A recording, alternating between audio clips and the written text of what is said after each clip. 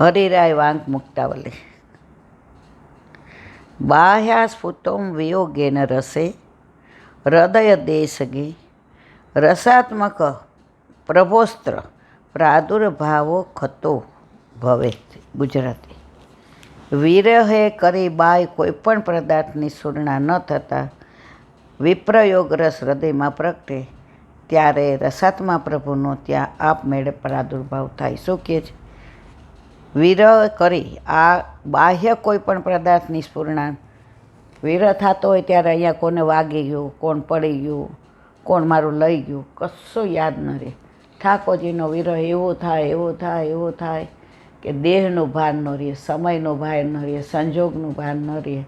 અને પ્રભુનો વિરહ કે કેટલા કરોડો જન્મોથી છૂટી પડેલી હું, વિખૂટી પડેલી હું, મારા પ્રભુ ક્યારે મળશે, ક્યારે મારો સંયોગ થશે, આ વિયોગ ક્યારે જશે. એ જો તમે એ સુધી પહોંચી ગયા તો રસાત્મા પ્રભુનો ત્યાં આપમેળે પ્રાદુર્ભાવ થાય. પછી તમારે કાંઈ કરવાની જરૂર નહીં. પુષ્ટિ માર્ગનું ફળ શું છે? વિયોગ, વિરહ. જો વિરહ 4 પ્રકારના: વિરહ, પછી વિપ્રયોગ, વિયોગ, અને હજી ચોથું રહ્યું વિરહ. એટલે તમને વિશેષ આમ અનુરાગ થાય એના તરફ. વિપ્રયોગ ગુસાઈ જે નથી હોતો 6 મહિના. વિયોગ એટલે યોગ થયા પછી તમને સહયોગ ના થાય તો તમને ઇફેક્ટ થયા વિના ન રહે. આજે હવે તમારી યાર મારે લગ્ન ન થયા હોય તો તમારો વિયોગ મને કેવી રીતે થાય? તમને ઓળખતી નથી, પારખતી નથી. પણ લગ્ન થઈ જાય પછી પિયર જાઓ તો કેવો વિરહ થાય. હવે ક્યારે જવાનું, ક્યારે તેડવા આવશે? તો પ્રભુનો સંયોગ થયો હોય એટલે કે બ્રહ્મ સંબંધ લીધું હોય અને આપણા માથે ઠાકોરજી બિરાજતા હોય તો વિયોગ થાય. બાકી સંયોગ જ ન થયો હોય તો વિયોગ થાય કેવી રીતે? આજે કોઈ એમ કહે તારો વર આ છે, અહીંયા રહે છે, પણ હું મળી જ નથી, ક્યારેય આપણે મેળાપ થયો જ નથી, તો તમારા વિરહ મેં જોયા નથી, તમારો સ્વભાવ નથી ખબર, તમારો દેખાવ નથી ખબર, તમારા હગામાં કોણ છે નથી ખબર, તમે ક્યાં રહ્યો છો એ નથી ખબર, તો તમારો વિરહ કેવી રીતે થાય? તો જ્યાં સુધી ઠાકોરજી પુષ્ટ ના કરાવીએ ત્યાં સુધી વિયોગ કે વિરહ કે વિપ્રયોગ થાય નહીં. થોડા વર્ષો પહેલાંની વાત છે. એક વૈષ્ણવ હતા, એને બધા વિયોગનું કરે. તો એને એમ થાય ઠાકોરજીનો શું વિયોગ થાય? એ આપણે યાર બોલે ચાલે છે, એ આપણે યાર વાતો કરે છે, એ તો મૂર્તિ છે. ઠાકોરજી કે તું મૂર્તિ માને તો હું તને મૂર્તિ માનું. પછી એકવાર એવું બન્યું કે એને સૂતક આવ્યું અથવા કાંઈક બહારગામ જવાનું થયું તો ઠાકોરજી બીજાને ત્યાં પધરાવવા પડ્યા. હવે જ્યાં ગયા તો ઓલા બેનના ઘરે ઠાકોરજી બિરાજે. એટલે કે લો થોડી ટેલ કરો, આ મિશ્રી ઓલા મેવો કરી રહ્યો, ટોકરી કરી રહ્યો. હવે આ બેન એના ઠાકોરજી યાદ આવે, મારા ઠાકોરજીને તો કેળા જોઈએ છે, આમને ત્યાં તો જો કેળા છે જ નહીં, ખાલી એકલું ચીકુ જ છે. એટલે ક્યાંય કેળા મળતા હોય તો લઈ આવું. એ કે આજ ભૂલી ગઈ છું, ચાલશે. એ કે ના હું છું ને. એટલે અહીંથી ઓલું ગોપાલધામ જાય ને એટલે કેળા લેવા ગયા તો 2 કેળા લીધા, ચીકુ હતું, એક સફરજન લીધું. આખા રસ્તે એને એના ઠાકોરજી યાદ આવે. મારા ઠાકોરજીને મોટા મોટા ટૂંક હોય ને તો હાથમાં લેવાની મજા આવે. મારા ઠાકોરજીને સફરજન તો જોઈએ જ. હવે ઘરે આવ્યા તો ઓલા બેન કે શુદ્ધ કરજો, સિદ્ધ કરજો, પછી સજાવો એટલે હું સમર્પિત કરું. એટલે આણે તો એના ઠાકોરજીને જેમ ધરતા હતા મોટા મોટા ટૂંક, પછી આમ ડિઝાઇન કરી, ચારે બાજુ સફરજન, વચમાં કેળા અને એની વચ્ચે ચીકુ.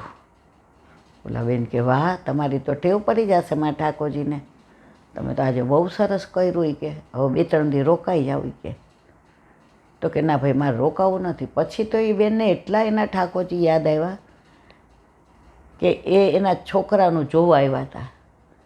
સાંજે ને સાંજે જોઈ લીધું અને કે હવે મારા ઘરે, અરે તમે અઠવાડિયું રોકાવાના હતા, તમારા છોકરીને ઇન્ટરવ્યૂ લ્યો, એને સહેજ બહાર લઈ જાઓ, એની હારે ક્યાંક જાઓ, પછી તમારા દીકરાને મોકલો. એ કે એના દીકરી મને પસંદ છે, મારો દીકરો આવશે. અરે પણ શું થયું? પણ ઓલા બેન સત્સંગ કાયમ કરતા હતા, વાંચતા હતા કે એકવાર તમને વિરહ થાય ને પછી તમે રહી ન શકો. વનાંતર વિયોગ, પલકાંતર વિયોગ અને દેશાંતર વિયોગ. પલકાંતર એટલે સાંજે ઠાકોરજી ગાયો ચરાવીને આવે ને આખો દિવસ જે વિરહ થયો હોય એ આ પલક પડે તો એને કહે છે, બ્રહ્માજી તું જળ છો. ગોપીઓ કે ત્યાં પલક શું કામ બનાવી? પલક પડે છે ને એટલી વાર ઠાકોરજીને દર્શન નથી થતા.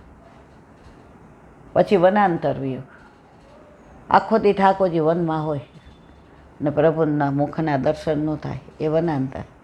અને ઠાકોરજી ગોકુળથી મથુરા પધાર્યા, એ દેશાંતર વિયોગ. બસ એનો કોઈ એન્ડ નથી. તો આ બેન તો સાંજે નીકળી ગયા, સવારે ઘરે આવ્યા.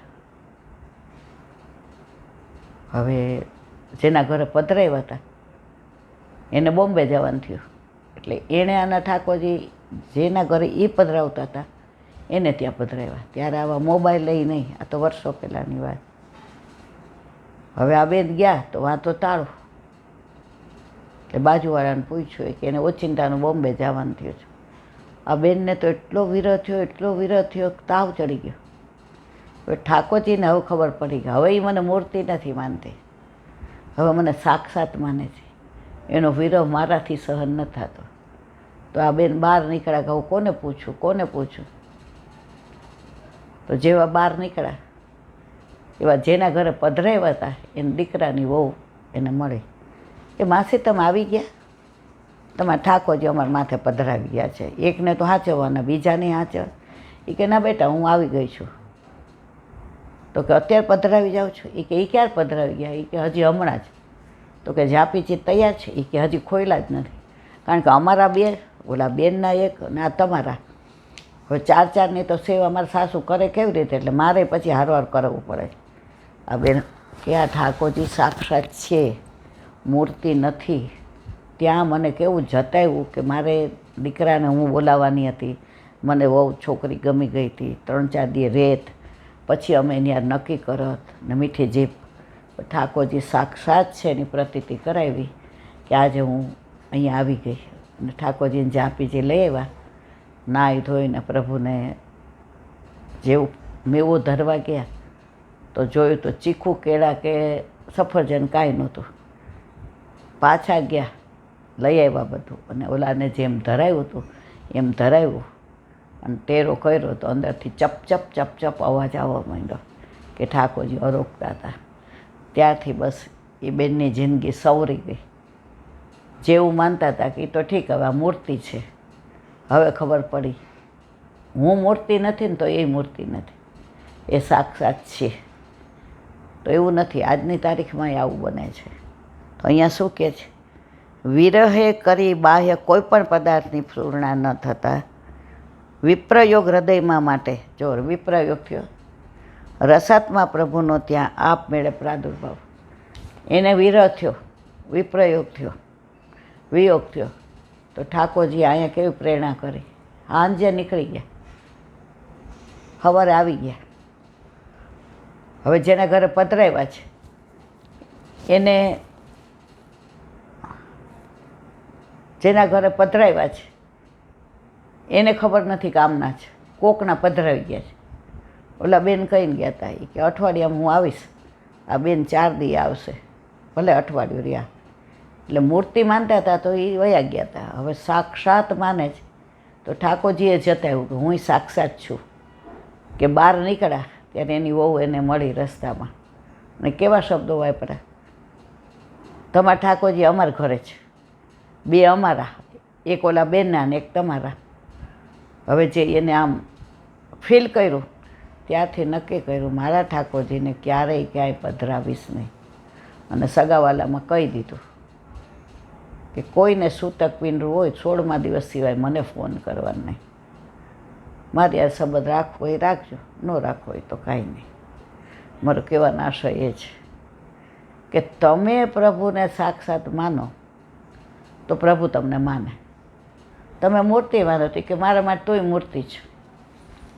બાબા એક વાક્ય સરસ કહેતા કે ઠાકોરજી ક્યાં સુધી આમ શાંત છે, જ્યાં સુધી તમે ચંચળ છો, ચારે બાજુ રખડો છો, ભાટકો છો. પણ જ્યારે તમે શાંત થઈ જાઓ, એની પાસે બેસી જાઓ, ઠાકોરજી એવા મચલે તમને બધી લીલાના દર્શન. પણ હજી આપણે બધા તો એ તબક્કે પહોંચાય નથી મારા વાલા. મારી તો મને ખબર છે, હું ક્યાં છું એ મને ખબર છે. ઘણા બધા એટલા બધા વખાણ કરે ને, પણ મને ખબર છે મારા વાલા મારી કોઈ લાયકાત નથી. મારા વલ્લભે મને વાણીને દાન આપ્યું છે, એ બોલાવે છે એટલું બોલું છું. બાકી આજે ઈચ્છીએ તોય આપણે બોલી ના શકીએ. આ બોલાવે છે એટલા શબ્દો હું બોલું છું. અને મને વિશ્વાસ છે કે ત્યાં સુધી જ મને રાખશે જ્યાં સુધી હું બોલી શકીશ. બસ વલ્લભને એ જ વિનંતી, લૌકિક ભલે મારાથી કાંઈ ન થાય, અમારા વાલા અલૌકિક છોડાવીશ નહીં. બોલો વલ્લભા.